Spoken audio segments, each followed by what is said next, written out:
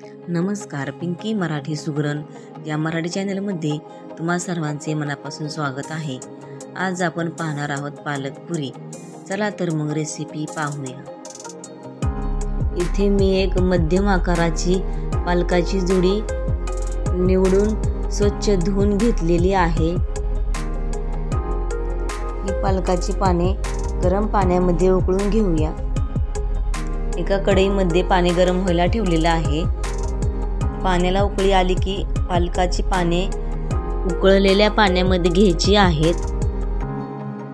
पालक बुडेल एवढंच पाणी घ्यायचं आहे।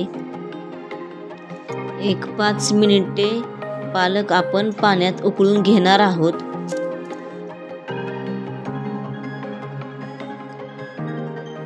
आता ही पालकाची पाने थंड पाण्यामध्ये काढून घेऊया।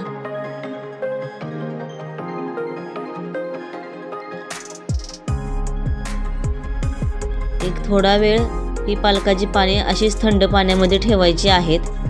थंड पाण्यामध्ये ठेवल्यामुळे पालकाची कुकिंग प्रोसेस बंद होते आणि पालकचा रंग छान असा हिरवागार राहतो।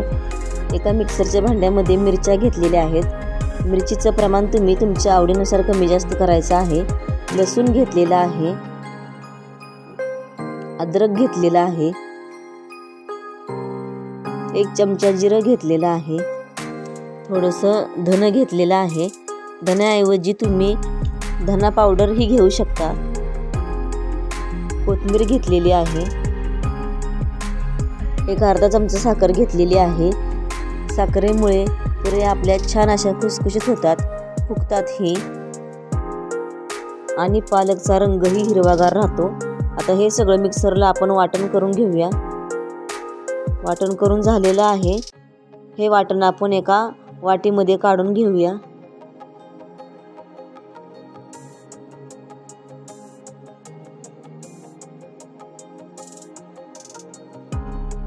आणि त्याच मिक्सरच्या भांड्यामध्ये उकळलेला पालक घेतलेला आहे।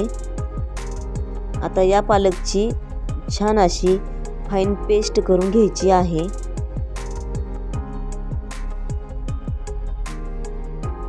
इथे आपण एक मोठी वाटी गव्हाचं पीठ घेतलेलं आहे। 2 चमचे बेसन पीठ घेतलेलं आहे। बेसन पिठामुळे पुरी आपली छान अशी खमंग होते। 1 चमचा ओवा घेतलेला आहे। ओवा हातावर क्रश करून घ्यायचा आहे।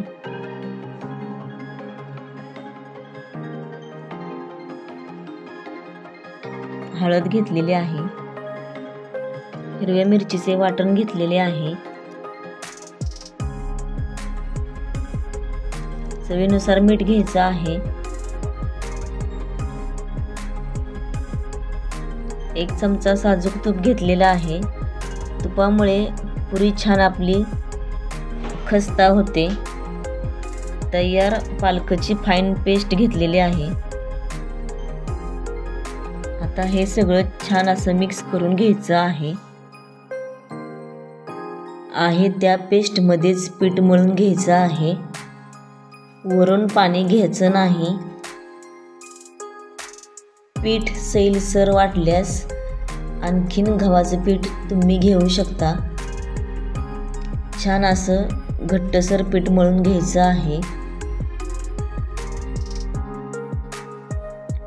5 मिनिटे पीठ साईडला ठेवायचे आहे।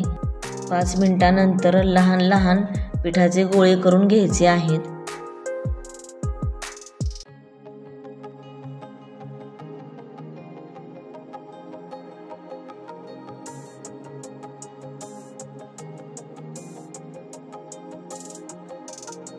अशा प्रकारे तुम्ही हव्या त्या आकारात गोळे बनवून घ्यायचे आहेत। जास्त पातळही नाही, जाडही नाही, मीडियम साईजच्या पुऱ्या लाटून घ्यायच्या आहेत।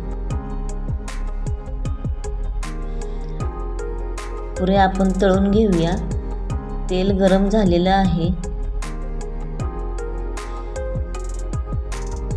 चमच्याच्या साहाय्याने प्रेस करून पुरी आपली तळून घ्यायची आहे।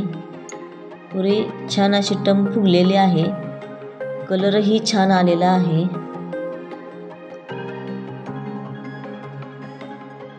तुम्ही बघू शकता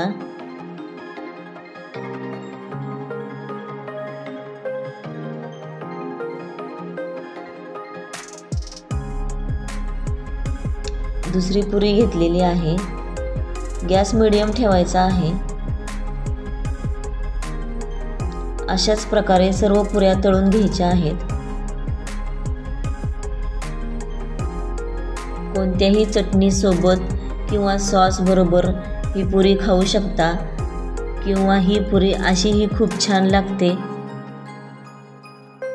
अशा प्रकारे सर्व पुऱ्या आपण तळून घेणार आहोत. ह्या पुऱ्या थंड झाल्यावरही चविष्ट लागतात. खमंग टम फुगलेल्या पालक पुऱ्या आपल्या झालेल्या आहेत. तुम्ही बघू शकता छान अशा पुऱ्या आपल्या फुगलेल्या आहेत.